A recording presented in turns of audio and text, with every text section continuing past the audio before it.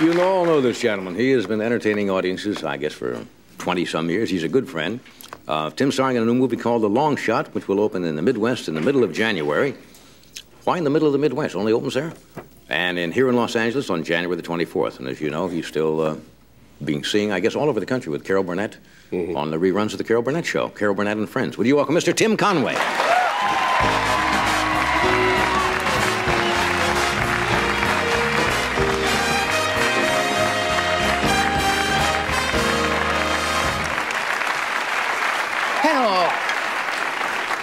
I like the lightening up thing. That's good. Yeah, too many people take too many things seriously, and I don't imagine they'll take that seriously in Las Vegas.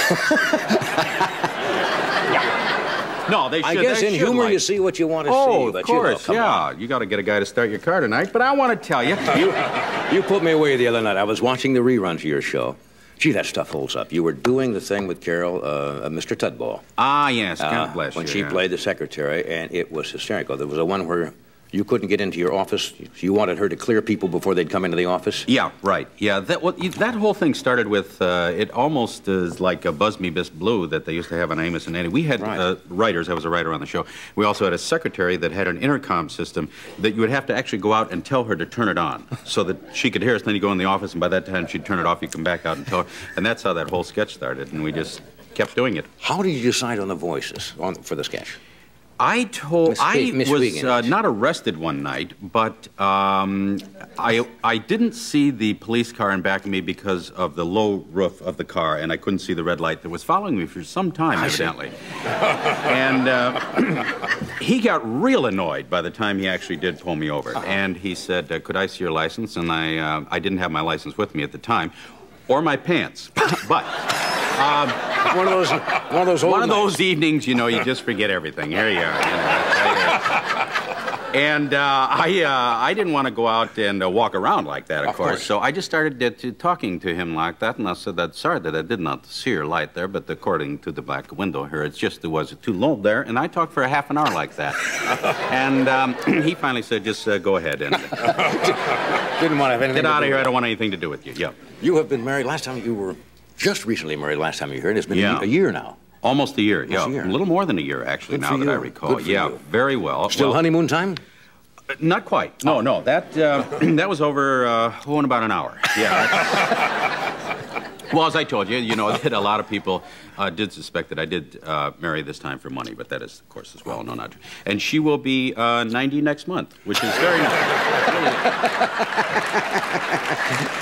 Really is. And of course, at that age, she's very heavily insured, as you know. Yeah. So we're doing very well. A little cold can really set it all. Yeah. Well, she's out hang gliding tonight, so couldn't make the show here, of course. Where did you go on your honeymoon? Did you? I went to the racetrack on my honeymoon. Actually, yeah. A judge married us who's also fond of horses, and he did a lot of. We got to get going here, and whizzed it up, and he actually went to the track with us. Yeah, it was nice. Fun. Yeah. Yeah, we spent a lot of time at the track. Didn't you used to want to be a jockey one time? I was. An exercise boy. Yeah, in Cleveland. Yeah. A lot of exercise boys in the audience. Congratulations. All right, nice to see you. All from Cleveland, too. Yeah. You don't collect horses, you buy horses, right? You could collect them or buy them, whichever you wanted to do. People would get annoyed if you went around collecting them, I imagine, without buying them. You invest in horses, I invest in horses, yes, and very inexpensive. Doc has a lot, too. They're so inexpensive, I'm surprised everybody doesn't have one. No, he's in quarter horses. He is? Quarter horses, right. Yeah, well, I have a whole horse. He just has a quarter. What quarter do you have? No, yes, the whole thing, I would imagine. You race your horses? Yes, and I can beat them. When they're, yes, right. When they are running, I race them. They have a lot of ailments that do slow them down periodically. So, as a matter of fact, now we have 3 horses that are being bred. Yeah. They were horses on us for 2 years, so we figured what the hell. Come up there. But this is an No, what we... But this costs a lot of money, doesn't it? Yes, this is an expensive hobby. It costs an awful lot of money, but they win. When they win a lot of money. Now, what is the biggest purse your horse is? $11 so far. Yeah. The biggest purse, I think, was probably around $11,000. which isn't bad. I mean, if you win that with some regularity, that's good, but we've only won the one purse. And with 6 horses at about $3,000 a month, you can see that this would be deficit financing here very fast. Yeah. But now we also have a stallion that that is going to stud. So well, that sounds fascinating. Now whatever he produces, boy, they'll be fast runners like that. Well, why did you give up being an exercise or a jockey? You weren't a jockey. No, I was an exercise boy. Although later on in the show we do, for people who follow have a real jockey. we have an interview with a world-famous jockey. I gave it up because I don't know if you've ever been to any of the Hollywood tracks, Hollywood Park or not, but an ambulance actually follows the horses around, you know. So in case something happens, which often it does. And I finally got it into my head that it wasn't a very good job that you would be occupied in, where an ambulance actually followed you to work. So I stopped doing it. Plus, it is horrendously dangerous out there. I mean, as you know, horses are not a very bright animal. And a little wrapper or something can make them a little hot dog or something. Do you know why that is? We've talked about that. Why? Why horses jump like that? Why? Because their eyes are set so far back in their head that if something comes across, even a leaf or something, their eyes pick it up at different moments. They don't see it simultaneously. And they get spooked easily, right? Yeah, their eyes go in different directions, and also they can't see, they've never seen their feet. They can't see straight down, and also they can't see 3 feet in front of them. Is there any reason for them to see their feet? Not really, no. No. Now that you mention that, it really wouldn't, you wouldn't want to stare at it. No. And they can't see unless they... Unless they lift their head. Yeah, that's what also makes it good and dangerous out there. But the first time I was on a horse, the starting gate opened. I had never been in a starting gate before, and the horse went out, and I was just sitting there in midair. Yeah, thinking I should be on that horse. It's gone, just like that. Long shot. Does this have to do with racing? The movie? Yes. Yeah. We have a film clip. Now, we should explain a little bit of what we're going to see here. Well, The Long Shot is kind of a four-man odd couple. It's about 3 guys that I know in New Jersey, Tony DeFranco, Louis Messicola, and Joe Saloom, 3 Irish guys, of course. And kind of about our escapades going to the track and giant games and things like that. It's about 4 losers, really, and they're going to this one guy now to borrow some money, and they have a little problem with the parking there, you know, those arms that come down to stop. Oh, the automatic gate. Okay, yeah. Watch the monitors. Here's a little...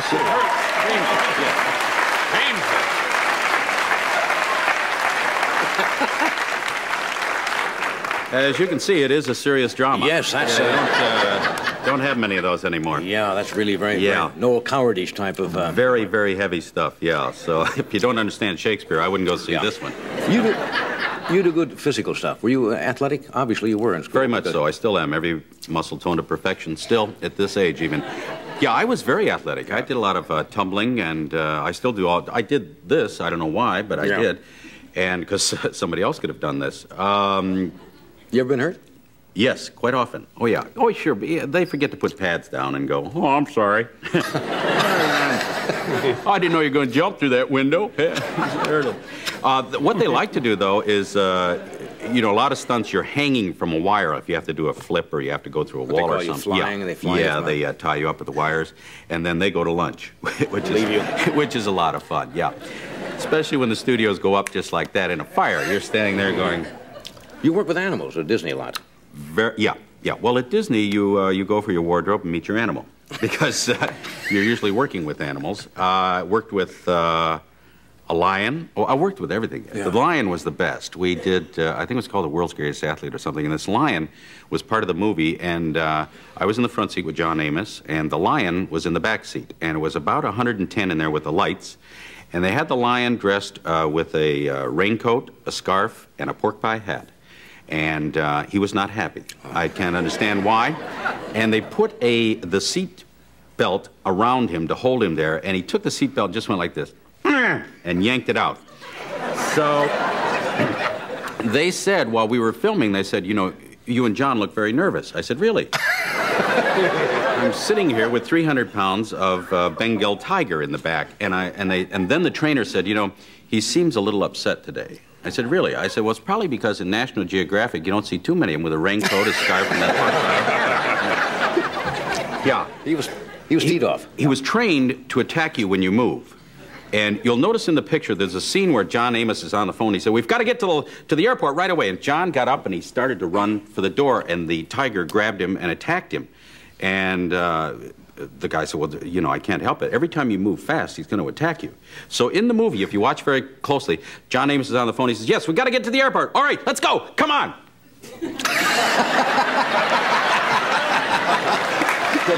Right by the time. Yeah.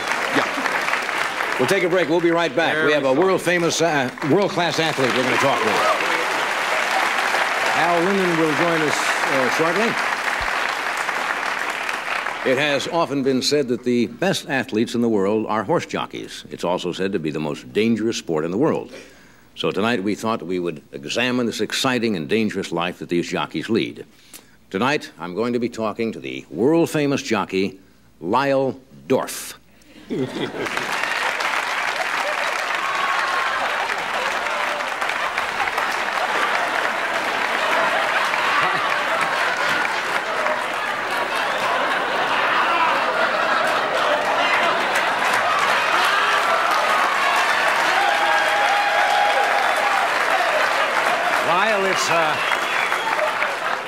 Lyle, it's a great pleasure to have you with us tonight. Well, thank you very much. It's a real pleasure for me to be here, too. I wish I could express that like you do, but it's your show. I'm sure that you could do that a lot better than I do.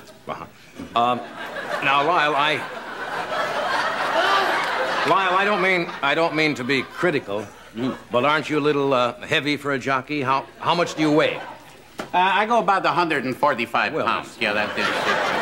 Matter of fact, I won't be able to stay here and talk too long. I have to get right back to the sweat box there, yes. I see. We're talking major perspiration here. I suppose so, yes. Now, how do you weigh in with all that weight? Well, I step on the scale very lightly, just to put maybe 1 foot on at a time. You know, you can't get on there full force. That the thing would go zingo on me. You know what I mean?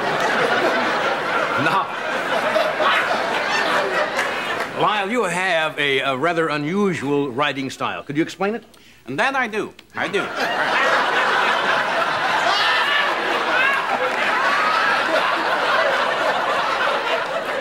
a lot of the guys, when they get in that gate like that, and as soon as those horses take off, they take them right to the inside.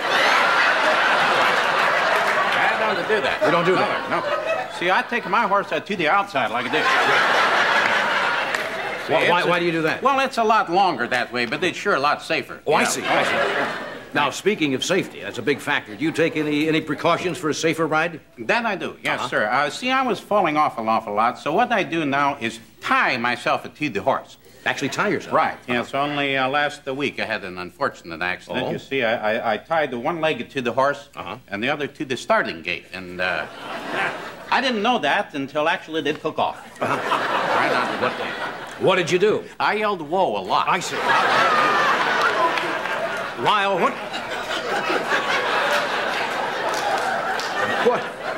Lyle, tell us, what do you think is the most important factor in the relationship between horse and jockey? I would have to say...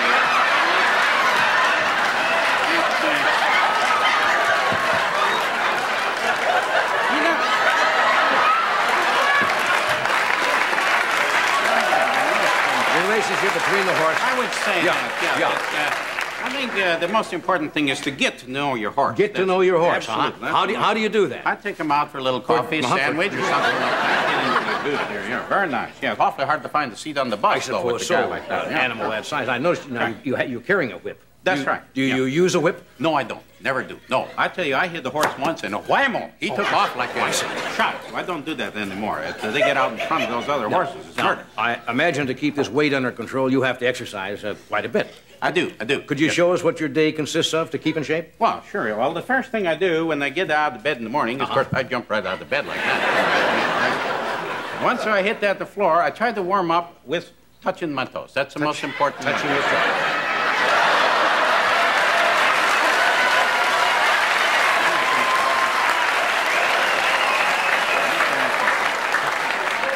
Once I get warmed up, I give it the old like this. Then I try to get right into the setup. Sit-ups? Oh, yeah, that's very important. Give it this a thing. And, of course, I want to and then I just... Well, I want to thank you for joining us, Lyle Dorf. It's been a great pleasure. Lyle Dorf, world-class jockey. And we'll be back in a moment.